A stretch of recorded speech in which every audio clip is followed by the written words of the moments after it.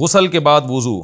سارا صاحبہ انڈیا سے پوچھتی ہیں میرے شوہر کو پیشاب کے بعد قطرے آتے ہیں, وہ معذور کیٹیگری میں آتے ہیں, یہ بتا دیجئے کہ غسل کے بعد ان کو وضو کرنا ہوگا یا نہیں. دیکھیں, غسل کے دوران ہی وضو ہو جاتا ہے, اور غسل کا سنت طریقہ یہی ہے کہ پہلے آپ وضو کریں پھر غسل کریں. لیکن اگر کسی نے اس سنت طریقے پہ غسل نہیں کیا, ڈائریکٹ ہی غسل کر لیا, تو بھی غسل میں چونکہ چاروں اعضاء دھل جاتے ہیں, آپ کے چہرہ بھی, سر کا مسا بھی ہو ہی جاتا ہے آٹومیٹیکلی, پاؤں بھی دھل جاتے ہیں, تو غسل کے ضمن میں وضو خود بخود ہو جاتا ہے, تو دوبارہ غسل کرنے کی ضرورت نہیں ہوتی نہ وضو کرنے کی.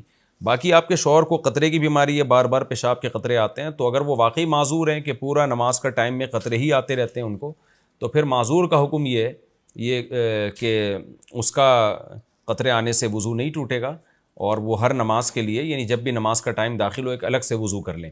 معذور کے بارے میں میرا الگ کلپ موجود ہے کہ جس کو مسلسل ہوا خارج ہوتی ہو, یا کوئی زخم ہو جس سے مسلسل خون بہہ رہا ہو, یا پیشاب کے بعد مسلسل قطرے آتے رہتے ہوں, تو اس کے شرعی احکام پر میرا ایک الگ سے کلپ موجود ہے, وہ کیسے وضو کرے گا وہ آپ دیکھ سکتے ہیں.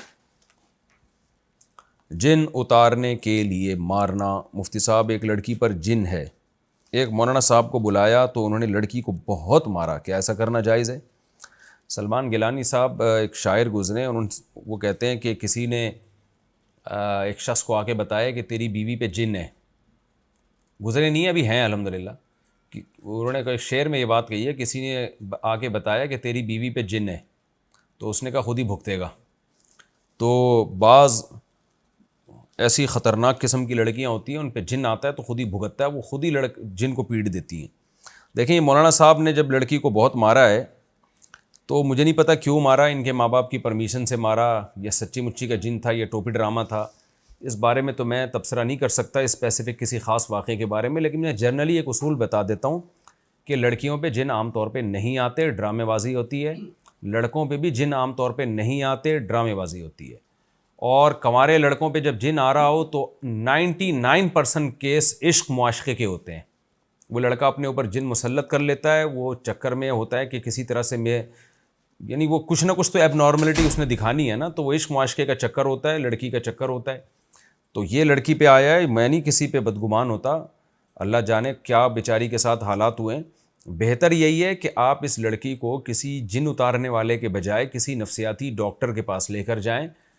99.9% یہ نفسیاتی کیس ہوتے ہیں, ہزاروں میں کوئی ایک آدھ ہوتا ہے جو جن کا کیس ہوتا ہے, ہزاروں میں, بلکہ اگر یہ بھی میں نے لاکھوں میں کوئی ایک آدھ ہوتا ہے.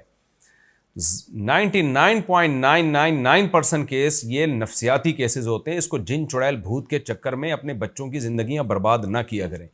تو آپ چلے جائیں اس بچی کو لے کے, بجائے کسی جن اتارنے والے مولانا کے پاس, آپ اس بچی کو لے کے نفسیاتی ڈاکٹر کے پاس چلے جائیں. وہ جو میڈیسن ریکمینڈ کریں وہ دیں, اور کاؤنسلنگ بھی کرتے ہیں. بعض دفعہ یہ یعنی مشاہدوں کی بات بتا رہا ہوں میں, جن بھی نہیں ہوتا, وہ ڈرامے بھی چل رہے ہوتے ہیں. تو نفسیاتی ڈاکٹر, کوئی لیڈی ڈاکٹر ہو, وہ الگ لے جا کے پوچھے گی بیٹا مسئلہ بتاؤ تمہارے ساتھ کیا ہے, تو میں تمہارے راز کو فاش نہیں کروں گی, سچی مچی میں جو مسئلہ ہے مجھے بتا دو.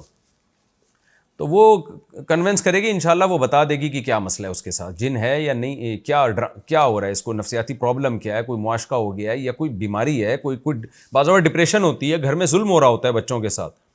بعض دفعہ بہت معذرت کے ساتھ یہ افسوس ہو رہا ہے, مائیں ظلم کر رہی ہوتی ہیں. اگرچہ ماں بچوں کی خیر خواہی ہوتی ہے, لیکن بعض مائیں بھی ظلم کر رہی ہوتی ہیں, ایسے ٹارچر کر رہی ہوتی ہیں اپنی بیٹیوں کو, بات بات پہ وہ بیٹیاں دماغی مریض بن جاتی ہیں.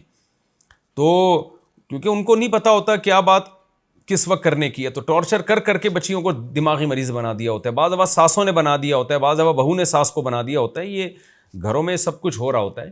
تو نفسیاتی ڈاکٹر وہ سمجھ لیتی ہے کہ بھئی اس کا پرابلم ہے کیا, وہ اگلواتی ہے کہ آپ کی ٹینشن ہے کیا, تو اس ٹینشن کو ختم کرنے کی کوشش کی جائے. اس طرح سے عاملوں کے پاس لے جانا اور بچوں کو کٹوانا پٹوانا, یہ ٹھیک عمل نہیں ہے.